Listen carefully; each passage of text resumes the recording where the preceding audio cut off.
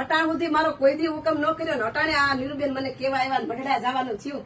એ માં મારા મામાને કા 6 મહિના જિંદગી દેવી હતી તો હું મઢડા આવી હગત. 6 મહિના ભોગ રાખવો પડે ને હારા તો અને કા 6 મહિના વેલા લઈ લેતા એમાંથી આ મેં બનાવ્યા. અને એમાં જો મને પાંખ લીધી હોત તો મારા સમાજને ખબર ન પડત ને હું સાનું મને દર્શન કરીને રહી જાત. એમાંથી આ રસ્તા પોસ સુદા બીજ વિરાળિયા મળી ન મારાયડા અરાખન માય અજીત ચોટે નાય કામ માં સોનાલ અમારું દલડું માડડે જાય.